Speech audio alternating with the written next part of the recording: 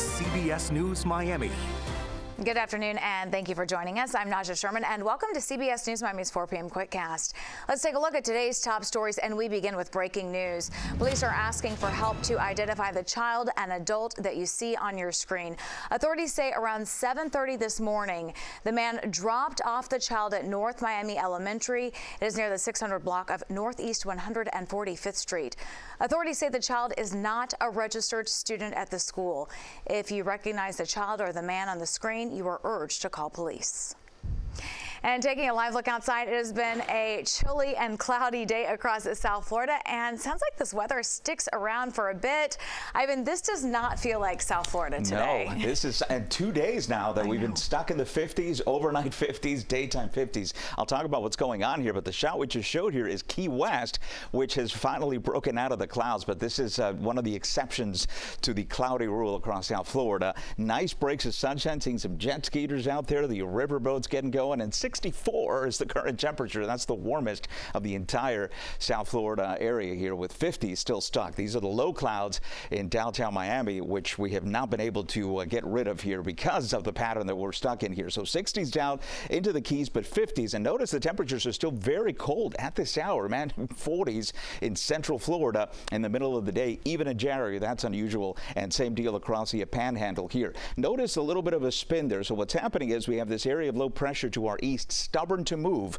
Because of the counterclockwise flow, it's bringing us perfect winds to continue this cold setup here, and that in turn with the drizzle has allowed for the cloud cover to just win out. I mean, Jacksonville's in the sun, the rest of the I-10 corridor is in the sun, but we're stuck with this drizzle and clouds, and you can see that rain continuing in the form of drizzle down towards Central Florida. So what we need is for that low to move out of the way, and it will as we head into tomorrow. I still think tomorrow will be the transition day, and there are no changes for the weekend. If you've been watching us the last few days, full sunshine, but it will come with some mighty cold temperatures here, at least for a couple of mornings. Tomorrow, I think we wake up in the upper 40s, and then Saturday morning as well, with temperatures very chilly. But by the afternoon, especially into Sunday, we'll warm things up into the 70s. And I tell you what, I'm looking at a spring setup here that is going to stick for next week. We just have to get another 24 hours out of the way to get out of this pea soup situation here. You can see the numbers for tonight. You wake up tomorrow morning, it's going to be in the upper 40s. It's just a cold, damp morning, but breaks of sunshine beginning to show through the afternoon. So that is an improvement. It still will be chilly as far as the temperatures, but we'll get that dry air beginning to push in, and that's going to set us up for a much, much nicer weekend coming up for Saturday and Sunday. But these are the overnight lows again. Upper 40s to around 50 right downtown, otherwise 60s down to the south, and we'll still keep cool temperatures for tomorrow. The difference will be we'll get that with some sunshine as we head into the afternoon, with diminishing coverage of cloud cover through the day. As far as the next weather 7-day forecast, will show you 70-degree weather on Saturday after that very chilly start, but it's full sunshine on Saturday. Get outside and enjoy it. 70s for Sunday, and we'll keep this going until through next week. Look at these temperatures here, mid and upper 70s. Little spring teas coming up, which will stick for several days next week. Ivan, thank you. And with that chilly weather, the Miami-Dade County Homeless Trust activated their cold weather emergency plan. The Homeless Trust has officially opened shelters for the homeless population until Saturday morning. For more information, you can contact the helpline at 877-994-HELP. Now at 4, a home in North Miami goes up in flames. The entire home is scorched from the raging fire. CBS News Miami's Morgan Reiner spoke to the homeowner. Here's what he had to say. The homeowner didn't think twice before he jumped into action to save his loved ones from the burning home. And then he did what he could to save his home before the firefighters arrived. But he admits against these flames, a garden hose didn't really stand a chance. Take a look. 4:30 Thursday morning, Jose Patalano and his family were sound asleep. We were sleeping and my girl told me, smoke, smoke. He rushed to get his 9 and 12-year-olds out of the burning home, then got one of his 2 dogs out. I was desperate because one of my dogs was missing still. Patalano said he opened the back door and broke several windows, hoping Cano would come out. My girl screaming, Cano, Cano, and I was hoping for him to make a noise or something, and I said, go around the back, because I left the back door open, and she comes, she picked him up and walks by me while I'm trying to put the fire out, and she's like, he's burned, In my mind, he was completely burned. He's not. He's safe. We're all good. All this while Patolano is also working to put out the fire himself. You can see him here using a garden hose. Just kept on going, and it caught so quick. And while his home is destroyed. Back rooms are completely destroyed. Couch completely on fire. The wall, destroyed. What's most important to him made it out. That's the only thing. The house, it's okay. I mean, of course, my kids, it kills me seeing my kid crying. It's my house, my room, my everything, you know. It's materials. I mean, that can be replaced.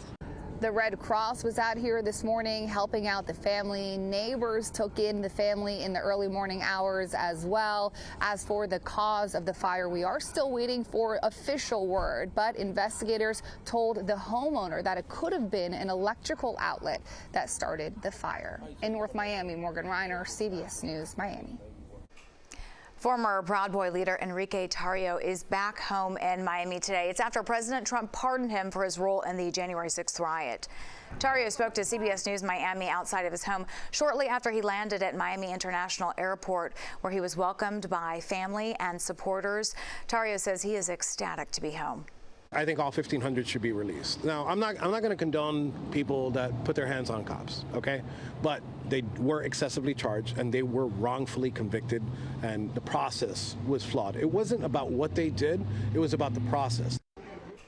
Tarrio was sentenced to 22 years in prison for the January 6th riot, even though he wasn't actually there. Tarrio says he plans on holding a press conference tomorrow afternoon. Now to President Donald Trump's first 100 days of his second term. President Trump has used his first week in office implementing executive orders to carry out his tougher border policies. CBS News Miami's Natalie Brand has the latest from Capitol Hill. CBS News has learned the Trump administration is considering sending as many as 10,000 U.S. troops to the southern border and potentially using military bases to hold migrants awaiting deportation. The Pentagon has already said around 1,500 troops have begun to deploy to help secure the U.S.-Mexico border. This was a gross miscarriage of common sense to allow people to come in. Stepped-up enforcement operations across the country have led to nearly 500 undocumented migrant arrests. And they will be sent home. And those flights are already underway this morning. Community leaders are warning migrants to be prepared. If you are deported, you should already have paperwork set so we know where your children need to go. You need to have those legal documents, those powers of attorneys. A federal judge in Seattle hears arguments today on lawsuits challenging President Trump's executive order seeking to end birthright citizenship. While here on Capitol Hill, Trump allies are working to double down with new legislation. His historic executive order to end birthright citizenship marks a critical step forward, and now with the Birthright Citizenship Act of 2025, we can solidify these reforms into lasting law. Attorneys general from more than 20 states suing to block changing birthright citizenship argue it's settled law protected by the Constitution's 14th Amendment. Natalie Brand, CBS News, Capitol Hill. When we come back, if you're trying to build your credit, you know it starts with that magic number, your credit score. What financial experts say you can do to improve it. Next.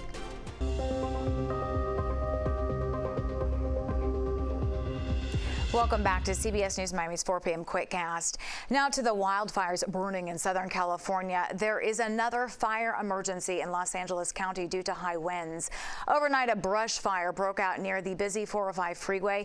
People living in the area have been warned to get out. CBS News Miami's Jonathan Vigliotti has the latest. Firefighters descended quickly on the Sepulveda fire that broke out overnight just off the 405 freeway.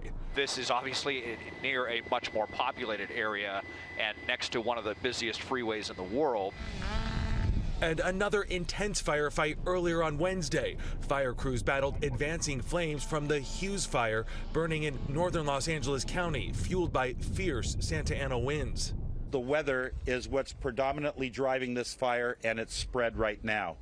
They have been struggling to hold back the flames all afternoon. The concern now being this expanding into the subdivisions here, where there are thousands of people that are trying to evacuate.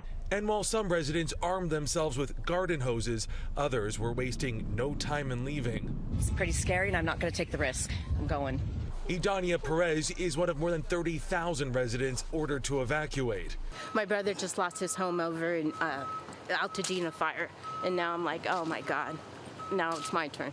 Florence Kearns-Wilson also lost her home in the Eaton fire. I didn't get any alerts. I woke up on pure vibes. She says she managed to get her family out quickly in the early morning hours on January 8th. So there was no official warning, no official order issued. It was just go, go, go for you at 4 a.m. Yeah, and it was very just like neighbors taking care of each other because no one else would tell us what to do. All 17 people who died in that fire lived in West Altadena, where evacuation orders came too late or not at all. There are a lot of other people that were not safe, and they could have been.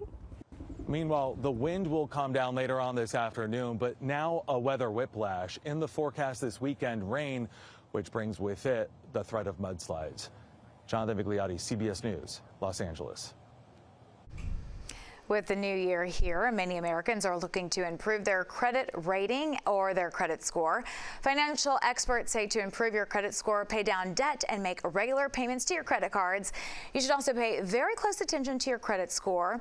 The FICO credit score is used when a consumer rents or buys a home, applies for a job, or signs for utility services and repays a loan. Today will be CBS Evening News anchor and Managing Editor Norah O'Donnell's final night in the anchor chair, but she's not going far. She will still be a part of the CBS News family as a senior correspondent. Her reporting these last 5 years has been hard-hitting, historic, and also compassionate and kind. Let's take a look back. I'm Norah O'Donnell, overlooking the Vatican. Buongiorno, Your Holiness. What an honor. We're on a Navy MH-60 helicopter right over the Red Sea, and we are heading to the USS Mason. It's just unlike anything I've ever seen before. It's like an ashen moonscape. We're here on one of the largest warships in the world. Vice President Kamala Harris is hours away from officially becoming her party's nominee.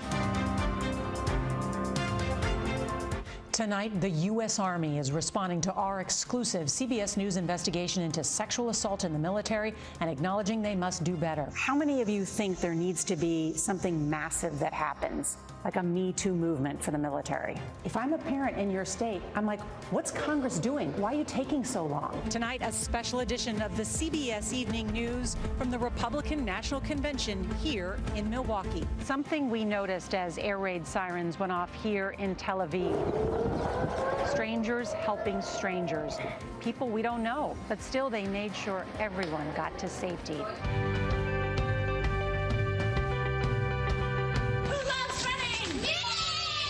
You're the first woman. I am the first woman. When does your painting go up? Well, of course you are. And you think I don't know that? The history of space has always been about the journey, the dream, doing the impossible. And the journey has been so much fun. Superman! And that is tonight's CBS Evening News. I'm Norah O'Donnell. Good night. And before we go, we have new developments on the breaking news we brought you at the top of the show. The child that we showed you has been reunited with their parents. That child was unidentified and dropped off at a school, not registered as a student, but that child has been reunited with their parents. And that does it for the CBS News Miami Quickcast. I'm Naja Sherman. Stay tuned for more news right here on CBS News Miami, and have a great day.